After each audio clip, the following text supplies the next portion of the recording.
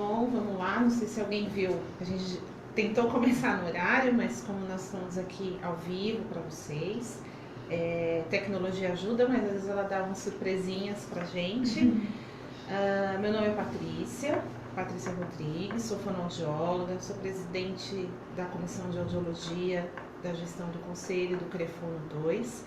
E como nós prometemos e divulgamos para vocês, nós vamos fazer hoje uma live para o início das comemorações do próximo dia 10, do Dia Nacional de Prevenção à Surdez.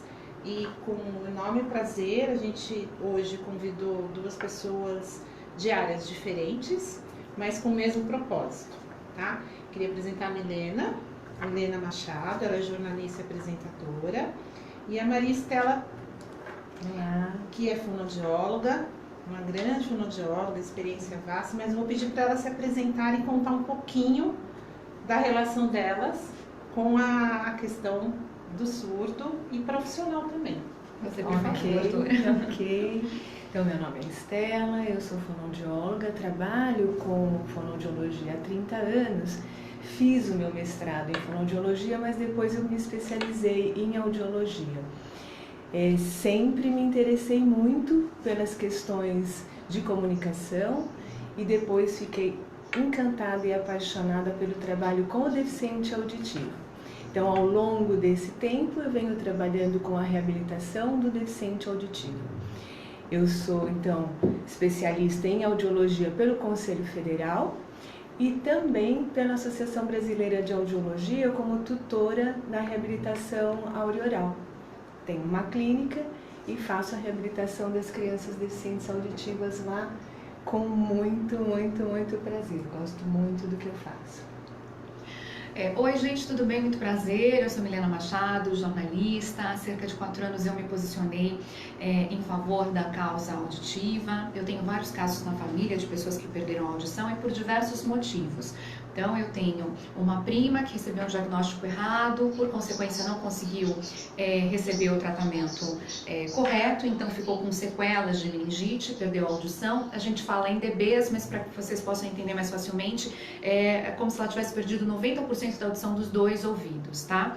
Também tenho casos de pessoas que perderam a audição por questão da idade, envelhecimento natural do corpo, na minha família, e também de pessoas que por consequências de doenças também, mas não essas que precisam de vacina ou de um tratamento específico, na verdade foi uma gripe e o acúmulo de catarro, o acúmulo de cera e tudo mais, e a pessoa perdeu a audição de um dos ouvidos. Então, com todo esse contato que eu tenho com a surdez, me tocou profundamente porque ela está diretamente ligada na comunicação, que a minha área de trabalho, e eu percebo tanto a recorrência quanto a relevância desse tema, para a gente realmente levar a informação para as pessoas, elas entenderem que existem profissionais especializados nessa área e que a perda auditiva, dependendo de cada caso, ela pode sim ser reabilitada, ou quando não, dá pra gente desenvolver uma convivência harmoniosa perfeita na sociedade. Basta que os ouvintes compreendam e aprendam a incluir, né? Exatamente.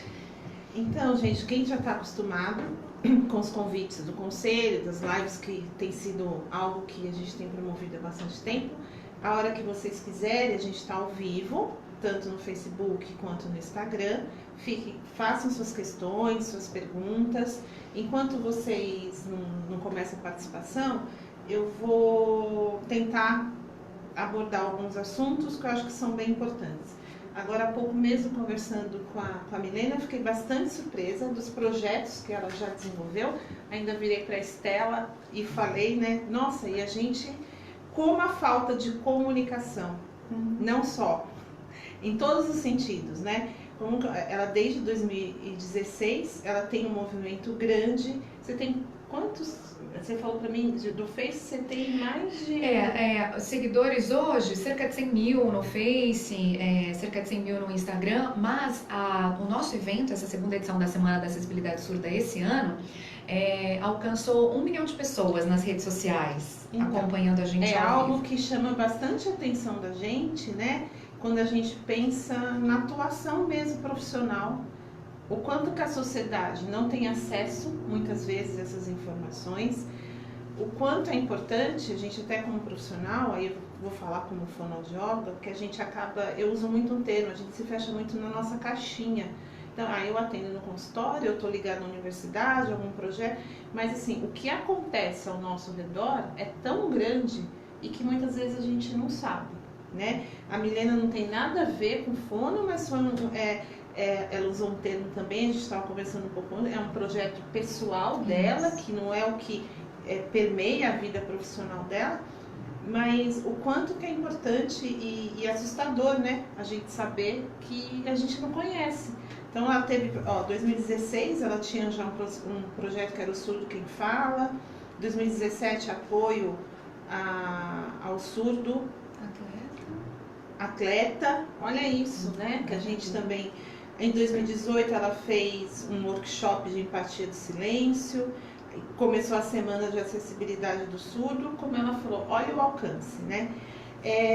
Eu tinha pensado para a gente tentar, como a questão é de prevenção, e a gente está vendo que existe um movimento nos últimos 2 anos muito forte da questão do surdo, né?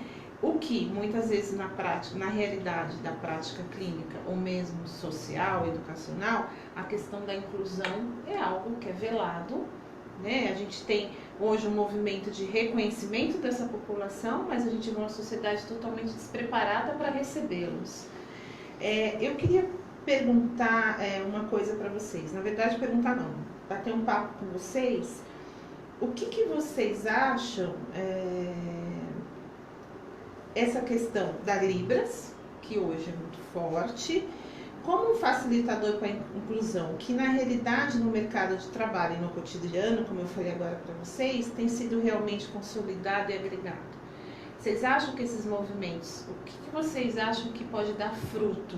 Se isso é uma coisa que, na prática, você dos seus projetos sociais, nesse dia a dia com as empresas, ou mesmo com a população que tem alcance de você, e a Estela numa questão clínica, científica, porque você trabalha numa clínica, mas a ciência sempre caminha junto. O que vocês acham que esse movimento que está forte, o que vocês esperam? O que vocês acham que a sociedade, o mercado de trabalho, a educação teria? É necessário, né, a utilização da Libras como comunicação, né? Não foi a minha técnica de eleição de trabalho, eu trabalho com o método áudio-oral, mas o que nós percebemos é que muitas crianças ou muitas pessoas não se beneficiam com o recurso que ela tem tecnológico, aparelho, implante, não beneficia. E o que nós queremos é que essas pessoas se comuniquem. E a Libras, ela vem trazer essa comunicação, essa possibilidade de comunicação. O que precisa sim é ter os ambientes, escola, família e sociedade preparado para isso, para lidar com essa forma de comunicação que vai dar uma condição de aprendizado para a criança e uma condição de trabalho para um adulto, de desenvolvimento social. Então, assim, eu vejo ainda pouquíssimo utilizado, pouquíssimo mesmo, infelizmente. Lá na clínica, como eu não trabalho, eu encaminho os pacientes que precisam da Libras porque não tem outra forma de se comunicar. Então, nós encaminhamos para pessoas que fazem isso. Mas a família, nessa situação, ela tem que ser totalmente envolvida. Nessa situação não, em todas, mas se você vai utilizar uma comunicação que não é a oral, você precisa que todo mundo tenha esse mesmo código. A doutora Estela tocou num ponto super delicado e importante, a família, né? Muitas vezes a decisão é da família e não da própria pessoa. Então, às vezes, a família desconhece Libras, que é uma língua reconhecida pelo governo brasileiro desde 2002. Então, ou seja, deveria estar em todos os ambientes públicos, né? Principalmente do âmbito governamental. Mas aí a família desconhece, cria uma linguagem própria e vai procurar um atendimento. E aí não compreende que existe uma regra, né, uma estrutura gramatical, porque é uma língua. E às vezes até fica frustrado com o profissional, qualquer profissional, o médico, a fono. Poxa, mas não consegue se comunicar com o meu filho? Fala pra mim, eu falo pra ele. Quer dizer, quando a pessoa com perda auditiva necessita de um intérprete, a gente está diminuindo a autonomia dela, né? Ou anulando a independência dela. Então é muito importante a gente levar essa orientação para todas as famílias e explicar, olha, existe uma língua de sinais que todos os brasileiros que aprenderem vão conseguir se comunicar e o seu filho, seu marido, seu parente vai conseguir viver de forma independente quando estiver nesse ambiente usando esse recurso, né? Então, todo mundo tem uma linguagem de carinho dentro de casa, aquele olhar que um entende, aquela palavra que o outro entende, que está deslocada do significado, mas nesse caso é importante. O nosso movimento, ele agrega todos os tipos de perda auditiva, todos os níveis, leve, moderada, severa, profunda, todos, sinalizados e oralizados, e a gente consegue conviver harmoniosamente entre nós, porque um aprende um pouquinho, outro aprende um pouquinho, então aquele que não sabe leitura labial presta atenção e aí já pega umas dicas, eu sei que o A dele é assim, o O é assim, e o outro que não sabe Libras também fica prestando atenção e já aprende ali alguns sinais, então existe muita força de vontade, proatividade dentro do nosso ambiente, mas a gente acha que não pode determinar. Então tem que estar acessível tudo para todos, porque também, vocês sabem até melhor que eu, tem casos que a gente não consegue também reabilitar, né, 100%. Sim. E na verdade, a Milena tocou num ponto que é muito importante, que a gente olha, enquanto profissional fonoaudiólogo, nem é claro, às vezes, o próprio profissional fonoaudiólogo, até porque a Libras, em muitos cursos de graduação, ela não faz parte. Né? Agora, é uma disciplina eletiva, que eu acho que tem que ser repensado, porque hoje é uma demanda grande, como você falou, mas a gente hoje tem também movimentos muito fortes com relação à tecnologia. Né? Então a gente tem aparelhos de últimas gerações, contemplam todas as perdas, questão do implante coclear, que é uma força gigantesca, que começou mesmo há 20 anos atrás e agora é uma realidade. Porém, as famílias já têm, né? Quem não quer que um deficiente auditivo, qual que é o maior desejo de uma família? Que fale. Mas eu acho muito importante isso que você falou. A sociedade tem que estar sensibilizada que existem casos e casos. Eu posso estar com um implante maravilhoso, um aparelho de última geração, e a fala não acontecer. E dar oportunidade. Mas uma coisa que me chama muita atenção, eu queria também um pouquinho que vocês falassem sobre isso. E quem está assistindo a gente, quiser fazer alguma pergunta, faça. Eu acho que é bem interessante, porque são discussões que a gente não tem chance de fazer no nosso dia a dia e faz a gente pensar em muitas situações. Você falou da família, a Estela também. E quando abre a porta de casa para fora? Então a gente sabe que é uma lei, que é uma outra língua, a sociedade, os meios de comunicação, de vida social. Eu consigo chegar no banco e ter um intérprete de sinais para me atender? Eu consigo ir ao supermercado e passar num caixa e ter eu tenho uma realidade mais próxima. Eu consigo ser atendido no pronto-socorro, num serviço público ou um hospital privado, que eu consiga alguém que fale comigo e entenda que dor eu estou sentindo? Não, que é a autonomia. Exatamente. Que nós estávamos falando no começo, a necessidade da autonomia, independente de simplesmente fazer uma caminhada na rua, não precisa ir a nenhum lugar, mas você tem que ter essa autonomia e as pessoas conseguirem te compreender. Né? Dentro dos ambientes públicos, os órgãos, eles elegem pessoas, né? As pessoas se voluntariam, os chefes escolhem e aí eles aprendem Libras. Muitas vezes o curso é remoto e tudo mais. Sim. Só que por ser uma língua, a gente precisa praticar, né? Então é tudo muito recente, parece que está longe, que é 2002, faz muito tempo, mas ao mesmo tempo, né? Até a gente informar toda a população, até a gente encorajar todas as pessoas que têm perda auditiva a saírem na rua e a buscarem seus direitos, não no sentido de reivindicação, mas no sentido de, olha, aproveita, tem seu direito, vai ao banco sozinho, tenta pagar uma conta, veja se alguém te atende, né? Mas realmente a sociedade não está preparada para isso. Então, primeiro, o conhecimento explicar para a sociedade ouvinte que existe a perda auditiva em vários níveis. Segundo, explicar para eles como é que se comunica de uma forma meio que superficial, apoio de um papel, faça alguma coisa em mímica que tenha sentido, aponte, né? Escreva, porque muitas vezes quem sabe Libras não sabe o português, né? Sabe Libras. Eles tentam transcrever, aí não consegue se comunicar pela escrita, né? Eu penso que a dificuldade, ela é anterior à decisão do método. A dificuldade começa exatamente no desconhecimento da perda auditiva. Conversando inicialmente, pessoas que têm uma perda auditiva e que você não diagnostica, não percebe, não entende. Então, antes da escolha ou da necessidade de ser Libras ou ser oralizado, é o esclarecimento sobre a perda auditiva, que por ser invisível, ela acaba passando muito desapercebida nas escolas. Quantas crianças nós não pegamos? Sim. Quantas crianças com perdas auditivas pequenas e tudo mais, mas numa situação de escola. Então, aí a criança se distrai, né? E o professor conclui que ele é levado, que ele é disperso. E na verdade não está ouvindo a aula, né? A gente né? pensando na questão da prevenção, hoje a triagem auditiva neonatal, que é o teste da orelhinha, é uma realidade.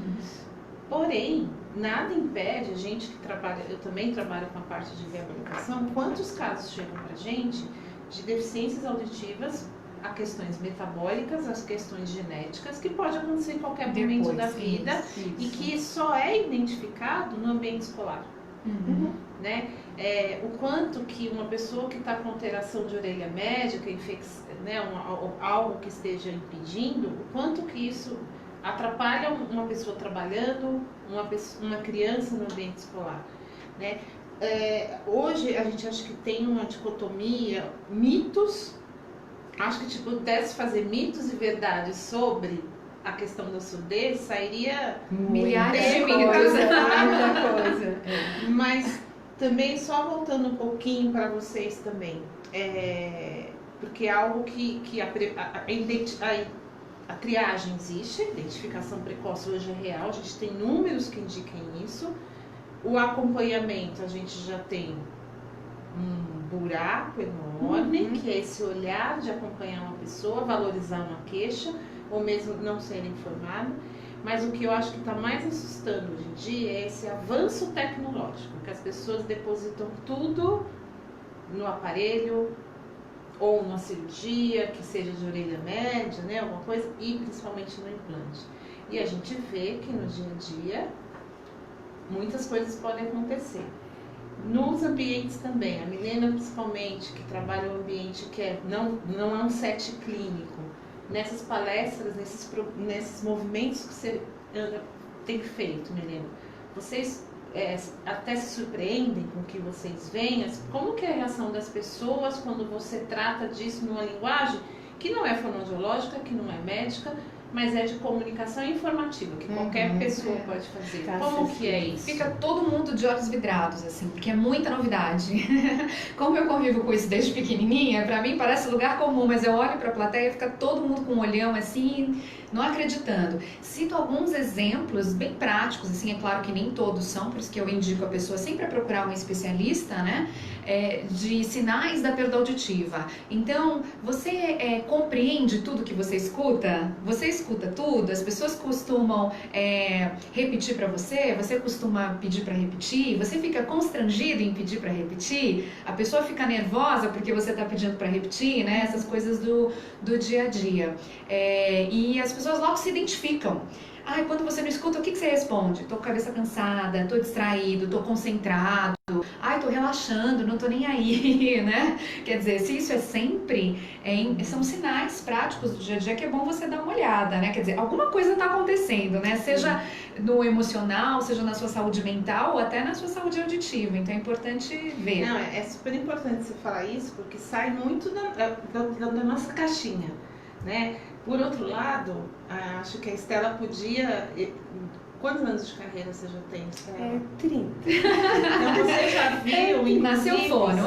Muitas mudanças em relações de atuação. Você já deve ter revisto muitas vezes, inclusive a sua atuação clínica, o histórico, né, do deficiente auditivo, mas você que pega aquele bebê que saiu do diagnóstico.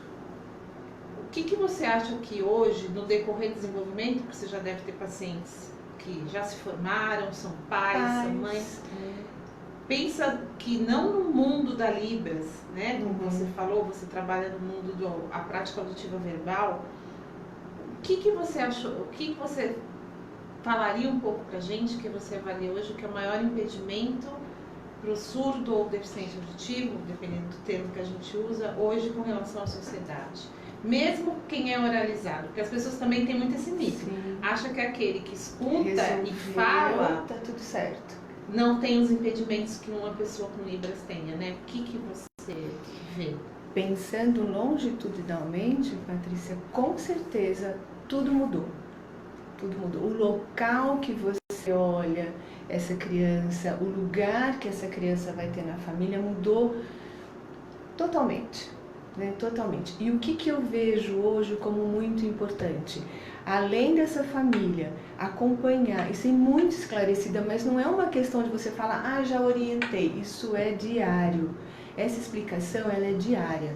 Eu tenho hoje um movimento chamado Ouvir é Vida, e eu tenho com esse movimento disseminado, pelo menos na região que eu trabalho, na região da clínica, junto às escolas, porque os pais são multiplicadores. Então, essas pessoas, elas me interessam. Essas pessoas, elas vão conseguir entender com calma o que a deficiência auditiva pode impactar. Então essas pessoas me interessam. E uma criança, um bebezinho, como você falou, que chega na clínica, ela precisa fundamentalmente que essa família tenha muito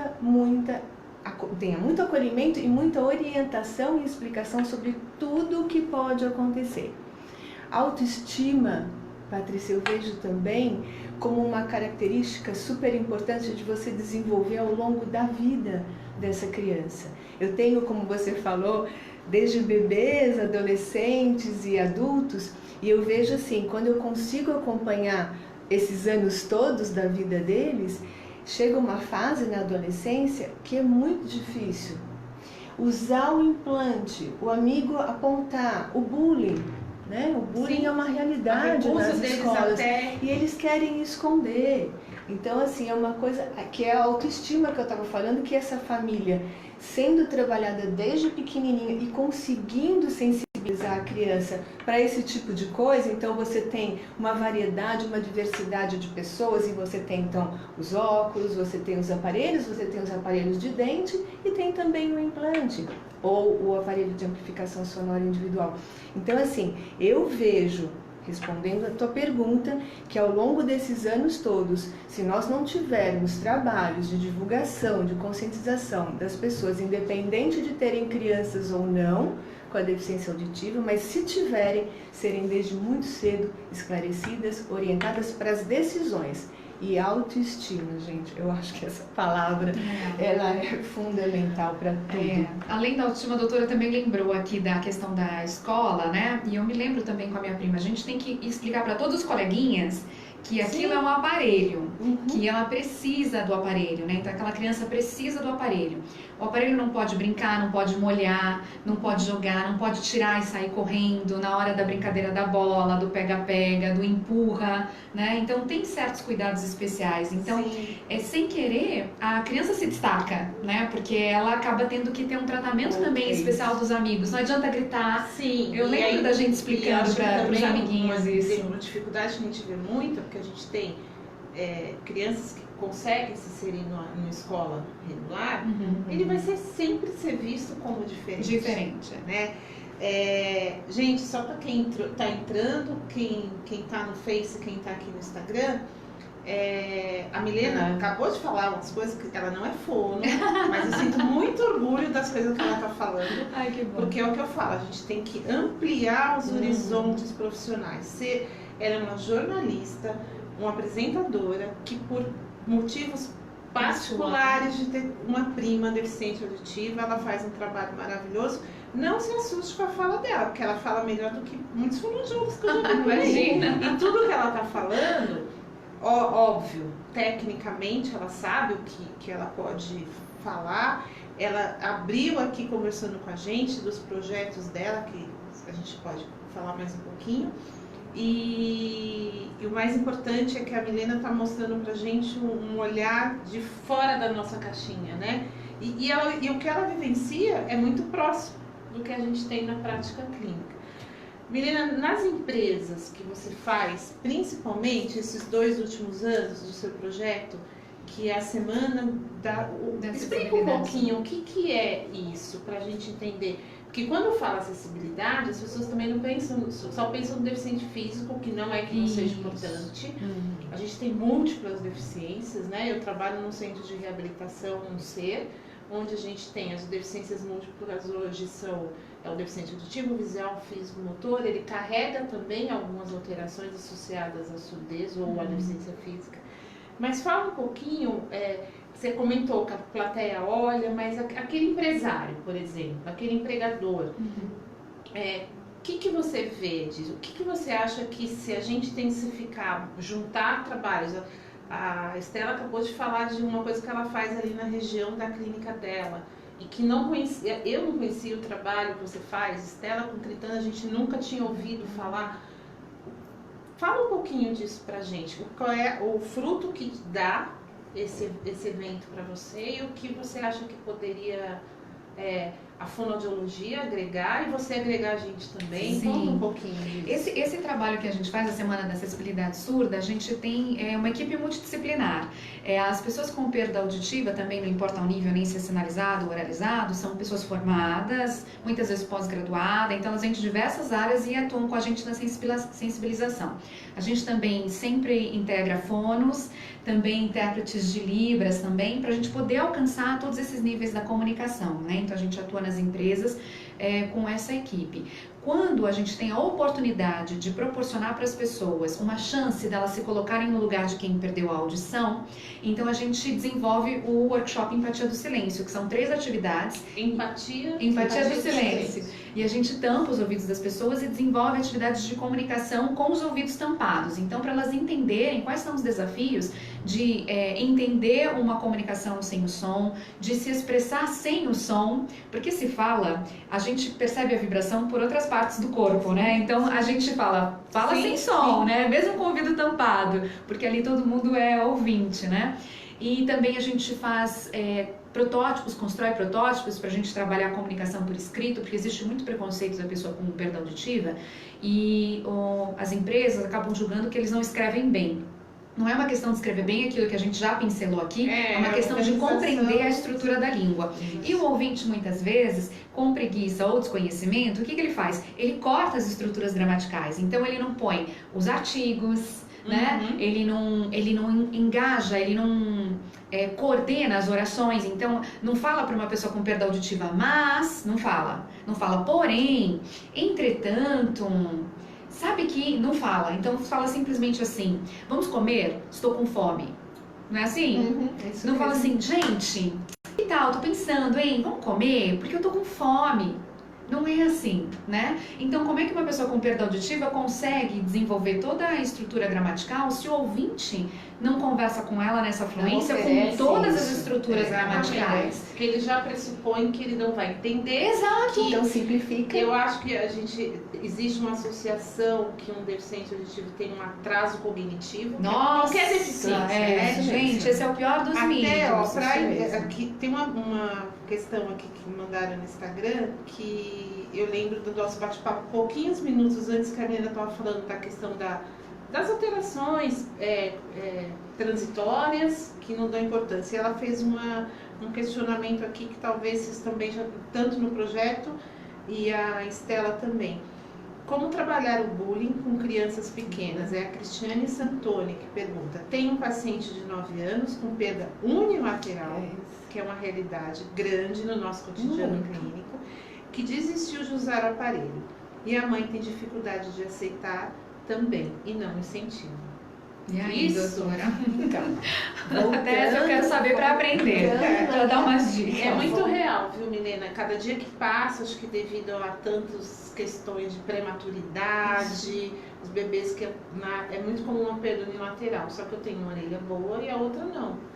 E eu consigo me comunicar. Só que essa privação aqui traz uma série de dificuldades gigantescas, Você não tem né? nem 360. Exatamente. Então, assim, eu tinha visto mesmo essa pergunta da Cristiane, e é uma realidade hoje praticamente todos os dias que nós temos essa questão de não querer usar o aparelho, principalmente quem já ouve. E aí eu volto na história de você contar e conversar com a família e com a escola, o local onde essa criança está, desde muito cedo. Não é uma coisa, quando aconteceu tem que ter uma solução. Não, é anterior a isso.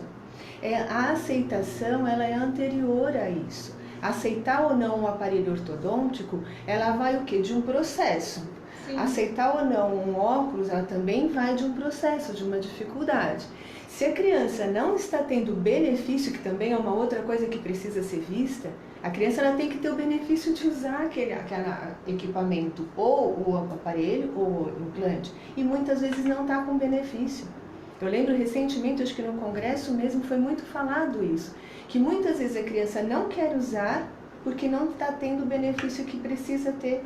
Então o aparelho não está regulado, ela não percebe a importância. Exatamente. Porque a diferença de como e sem. Exatamente. O que normalmente a gente percebe é que assim, a criança que está tendo um grande benefício, ela já levanta a primeira coisa a querer.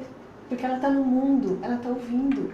Agora, se não tem benefício, vira só um acessório pesado, alguma coisa que o outro vai fazer o bullying, que vai chamar a atenção, e eles não querem ser destacados, eles querem estar junto com os amiguinhos, mas não serem os diferentes. Mas se eles tiverem o benefício real do aparelho, do implante, com certeza isso vai modificar que não um pouquinho. É só o profissional que vai sinalizar, mas eu acho que aí um pouco do trabalho que a Milena faz, mas aquela pessoa que tem dificuldade auditiva não ter vergonha de dizer que tem, quem está ao redor ter uma questão de acolhida sobre essa questão e modifica, o que você falou, assim, eles valorizam quando tem um deficiente auditivo no meio do ambiente de trabalho, eles já enxergam, tanto que quando você fala, quando eu dou a palestra, quando eu falo sobre isso, causa um impacto, só de você pedir para tampar o ouvido, as pessoas não têm muita noção. Ficam nervosas, tem gente que chora, que não quer fazer, é muito difícil. Nas empresas, as surpresas que a gente tem é depois que a gente aborda, tanto no workshop quanto nas palestras, sempre tem alguém que chega no RH e revela. Então eu não sabia que era uma coisa tão natural assim, deixa eu te contar, eu tenho isso, eu tenho aquilo, então vocês me apoiam se eu começar a usar aparelho e tal. As pessoas têm medo de não serem promovidas, têm medo de serem direcionadas a cotas, elas têm medo de serem excluídas no dia a dia. Essa questão de cota é bastante importante, porque restringiu, né? Ou então eles vão em busca daquele benefício que é o LOAS, que é um benefício social, que na verdade é uma aposentadoria por invalidez, se você for pensar, que a pessoa não capacita e ele vai ficar recebendo um salário mínimo. A gente vê muito isso em famílias mais carentes, que não conseguem ter um acompanhamento efetivo, um monitoramento da audição, e vai crescer aquele adulto marginalizado na sociedade, independente, independente total. E aí quem faz o workshop consegue perceber que não ficou menos inteligente, que não ficou menos produtivo por isso, que é o contrário, que o esforço é muito maior, que tem que se desenvolver muito mais. A capacidade de abstração tem que ser infinitamente maior. Não estou conseguindo ler o lábio daquela pessoa. Ela não fala direito, ela fala assim, ela não se expressa, ela não trabalha a expressão. Então, você chega a convidar deficientes auditivos? Sim, quando tem as empresas, a gente pede para eles participarem conosco, sendo mentores ali, facilitadores. Quando a empresa não tem, porque aquilo é muito novo, a gente tem também a nossa equipe. A nossa equipe é mista. Ela tem ouvintes surdos, sinalizados e oralizados. Tem gente com implante, tem gente com aparelho externo e tem gente que nem quer usar aparelho. Mas até aí tudo bem, não tem problema. A gente consegue conviver do mesmo jeito. Esse teu projeto chega a alcançar as escolas, Milena? Você já tem algumas escolas que querem fazer, sim. Algumas escolas, tanto públicas quanto privadas. Isso. Né? Só que a gente ainda não efetivou numa escola. Aonde a gente esbarra? As escolas acham que a gente está fazendo um trabalho voluntário. Não é voluntário. Ou que a gente está fazendo uma caridade. Não é caridade. Então elas querem, as escolas de um modo geral, tá, gente? Então elas querem que a gente vá sem um cachê algum. Então eu digo, eu não posso aceitar isso. Por que eu não posso aceitar? Porque eu estou fazendo um trabalho para valorizar a pessoa com perda auditiva. Então não faria sentido o meu movimento, não teria coerência se eu falasse para as pessoas com perda auditiva, mas você vai de graça.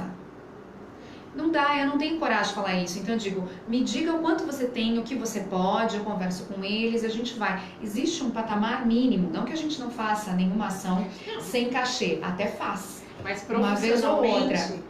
A gente incentiva muito o fonoaudiólogo a agir dessa forma Exatamente, também. Né? Ela acabou de falar algo que o que nós precisamos que a fazer o profissão tempo inteiro. precisa o tempo inteiro. Que é a valorização. Quanto que eu estudei? Por que eu sou especialista nisso? Por que eu estou aqui juntando a valorização da profissão? Eu acho que o que você falou, as pessoas confundem muito projeto social, já associa a filantropia. Um projeto beneficente. Não. Né? A gente sabe, e é o que eu tenho falado, né? Principalmente no último ano, está crescendo alguns movimentos que tomaram força.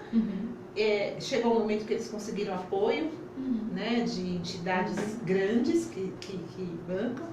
Mas com um fomento importante. Exatamente. Mas assim, isso me preocupa também um pouco, porque que alcance está tendo. Eu acho que o teu foco, eu não conhecia mesmo o projeto, é muito mais real para mim do que o set clínico da gente, que a gente tem muita dificuldade, inclusive muitas vezes de chegar numa escola e conseguir agregar algo para a escola com relação ao nosso paciente. Né?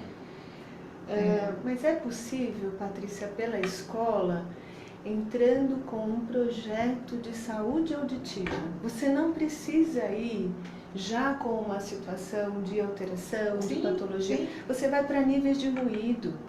Você vai oferecer para essa escola e se posicionar como uma pessoa que está protegendo não só uma criança que está num ambiente hostil de ruído. Você vai oferecer para essa escola um trabalho amplo, inclusive para os professores. Uma consultoria, né? Exatamente. De repente, eu sei que a doutora Márcia, por exemplo, ela tem uma unidade móvel, né? De repente faz um projeto do conselho. A gente aqui, ó, mulheres juntas, a gente já está resolvendo os problemas do mundo. A gente sai com a unidade móvel, para nas escolas, faz alguma coisa, testes de audiometria, alguma coisa assim, porque eu ouvi dizer que nos Estados Unidos, antes da criança ir para a alfabetização, todas elas, é obrigatório, é verdade. Existem então, né? Algumas escolas particulares, né?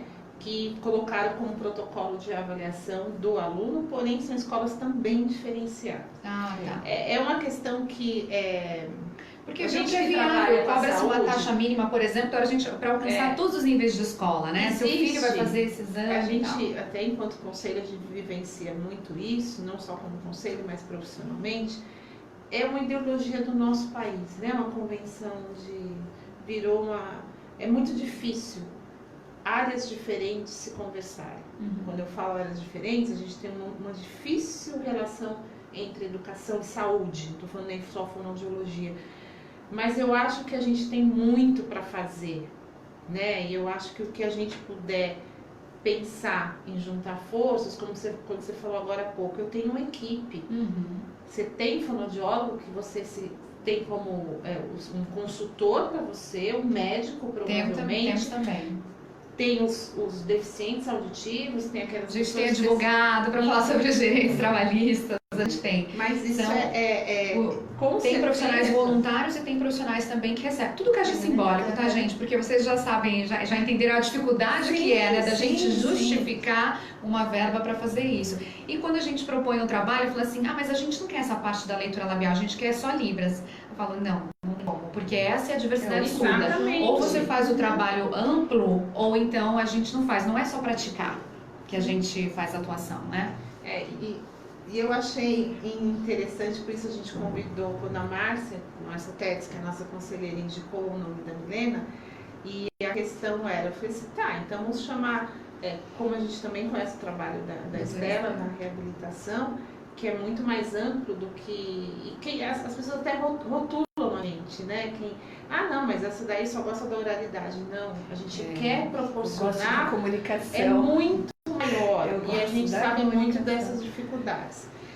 Gente, estava olhando aqui, algumas pessoas estão assistindo, não teve tantas perguntas, mas eu gostaria muito, a gente tem que começar a iniciar tentar terminar aqui o nosso bate-papo, mas de qualquer forma, eu acho que quando a gente terminar aqui, a gente vai continuar conversando, com certeza. O Conselho tem a maior intenção de a gente dar continuidade, a gente pode pensar, porque eu acho que a Milena tem muito para contribuir com a gente. Obrigada, assim gente. Contem como a comigo. experiência da Estela, eu fiz de propósito aquela pergunta, porque ela tem um histórico grande na fonoaudiologia e eu acompanho há alguns anos e eu sei o quanto Muito ela mudou. respeitada. Que a gente muda, porque a gente tem que acompanhar e a gente é crítica. Mas eu gostaria muito, que a gente vai encerrando, vocês fiquem à vontade para falar o que você... Milena, por favor, fale mais do seu projeto, te imploro. O contato, eu acho que a gente vai deixar na página do Face do Conselho, no Instagram, mas se você... Eu acho que hoje em dia o acesso mais fácil para a gente é a rede social, peço que vocês coloquem Instagram, principalmente, e fica à vontade, já agradeço imensamente e espero a gente ter outras oportunidades. Milena, por Obrigada. favor.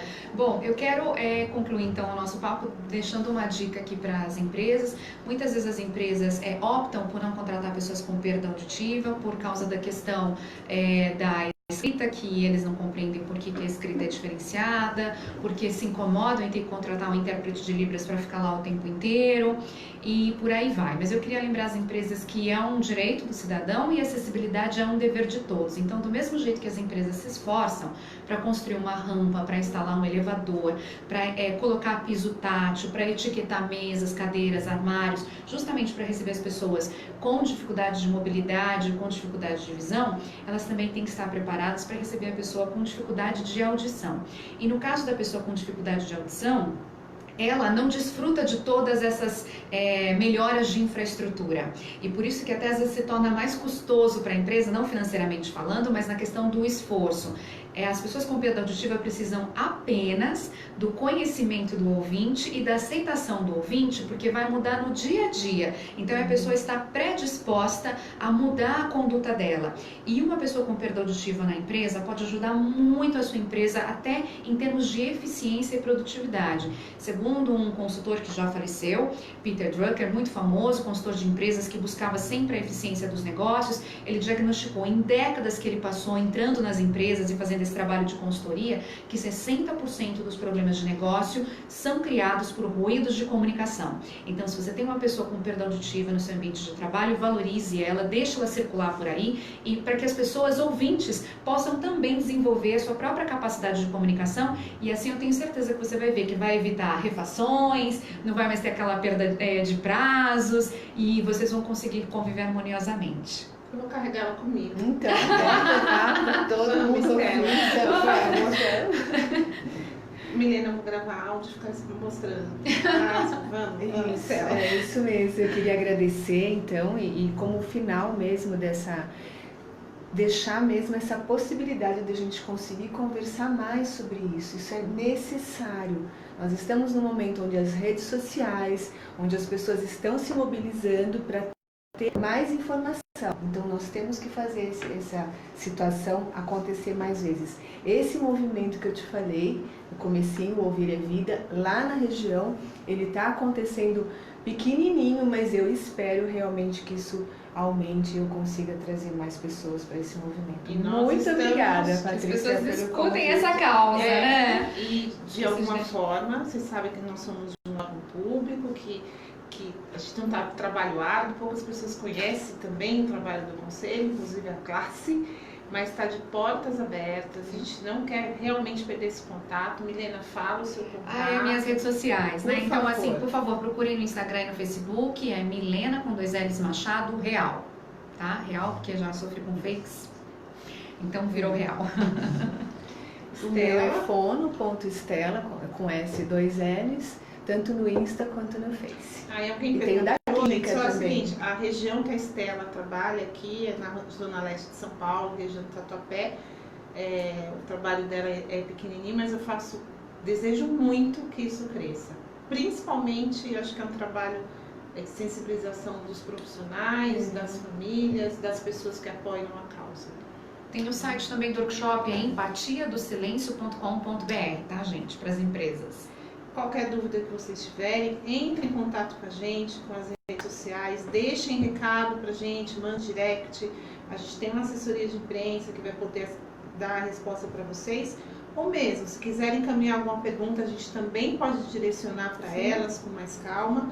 A nossa live fica gravada, depois vocês podem acessar, porque a gente sabe que durante a semana as pessoas trabalham, mas assim, de novo, muito obrigada. E eu vou encerrar agradecendo também a Raíssa, que é a nossa funcionária aqui do Conselho que nos apoia. Obrigada, foi um prazer. Obrigada pelo convite. Obrigada.